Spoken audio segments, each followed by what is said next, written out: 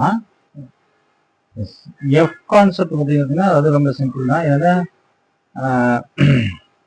F என்ன சொல்றது, next X sold for rupees 2 lakh and furniture S purchased for 40,000 as on 11/11/2013.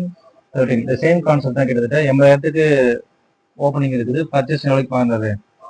40,000. ஆனால் வித்தது எவ்வளவு? 2 lakh. மிச்சம் கொஞ்சம் டிஃப்ரெண்ட் கேபிட்டல் கெயின்.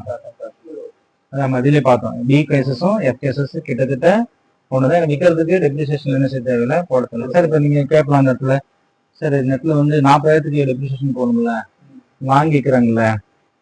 பட் அந்த பிளாக் தான் கணக்கு. அந்த பிளாக் முடிஞ்சிருச்சு. அந்த பிளாக்கோடைய ரிட்டர்ன் அண்ட் வேல்யூட எக்ஸீட் ஆயிடுச்சுனாவே நீங்க டெப்ரிசியேஷன் போடக்கூடாது. That is very important. அதுல வந்து எக்ஸ் ஒய் எஸ் எல்லாம் என்ன செய்யக்கூடாது, பிரிக்க வேண்டிய அவசியம் இல்லை. சில பேர் பிரிச்சாலும் தப்பா போயிடும், கணக்கு பண்ணக்கூடாது அப்படின்றது ரொம்ப ரொம்ப முக்கியம். அடுத்து வந்து ஜி பாயிண்ட் பாருங்க. Furniture X and furniture Y both sold 10,000 35,000 respectively. இப்போ ஜி கேஸ் பொறுத்த வரைக்கும் அவங்க எவ்வளவு 80,000 பர்ச்சேஸ் பண்ணிக்கிறாங்க. எக்ஸையும் வித்துறாரு, ஒய்யும் வித்துறாரு. அந்த பிளாக்கே வித்துறாங்க. என்னங்க, அந்த பிளாக்கே வித்துறாங்க. நல்லா கவனிக்கணும். அப்ப பிளாக் என்ன ஆயிடுச்சு? 0.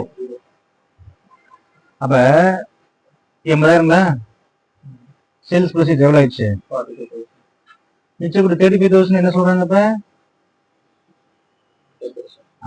டெப்ரிசியேஷன் கிடையாது, டெப்ரிசியேஷன் இல்ல. ஏன்னா அந்த பிளாக்கே இல்ல, 0 ஆயிடுச்சு. அந்த 35,000 அப்படின்னு வந்து ஷார்ட் டைம் கேபிட்டல் லாஸ்.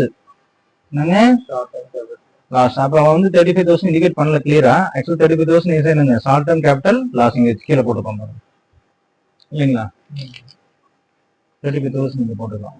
இங்க அடுத்து போட்டு இருக்குங்க short time capital loss. Clear ஆச்சுங்களா? இப்ப புரிஞ்சுச்சா? அதாவது சார் இன்னும் 40,000 போச்சு, 80,000த்துல மிச்சம் 35,000 டெப்ரிசியேஷன் போடுறது தப்பு. டெப்ரிசியேஷன் போடக்கூடாது. ஏன் அப்படின்னா அது வந்து எக்ஸ் ஒய்யும் கிட்டத்தட்ட ரெண்டுமே என்ன ஆயிடுச்சு? 0 ஆயிடுச்சு. சேல்ஸ் பண்ணியாச்சுன்னா அது முடிஞ்சதுன்னு அர்த்தம்.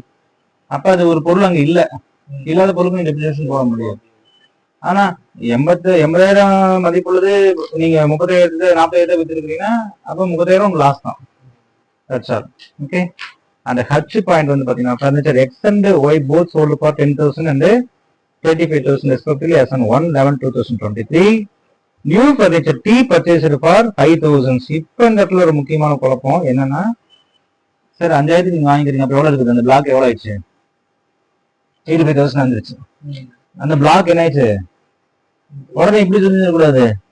சார் வந்து 85,000 இருக்குது, 45,000 போயிடுச்சு, மிச்சம் இருக்குது 40,000 இருக்குது.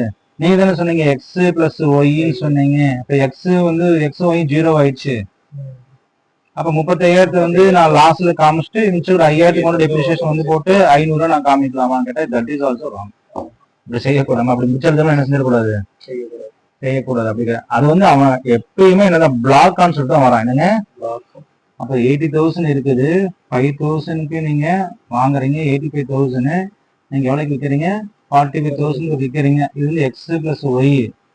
அதனால எக்ஸ் பிளஸ் ஒய் சேர்ந்து போயிடுச்சு. அப்ப இந்த 80,000 அப்படியே 0 ஆயிடுச்சு. மிச்சக்கூடிய பேலன்ஸ் 5,000க்கு நான் 10% 500 போட்டு நான் டெப்ரிசியேஷன் காமிக்கணும். That is wrong method. இதுவும் பிளாக் கான்செப்ட் தான். இந்த பிளாக்ல என்னது அதான். ஸோ பிளாக்ல என்ன இருக்கு? இப்போ ரிமைனிங் 40,000. இதுக்கு தான் நீங்க என்ன செய்யணும்? 10%. ஏன் 10%? Full amount. ஏன்னா 17 வாங்கிட்டாருல. வித்தது இப்பதான் வித்தாலும், ஆனா வாங்கினது எப்போ வாங்கிக்கிறது?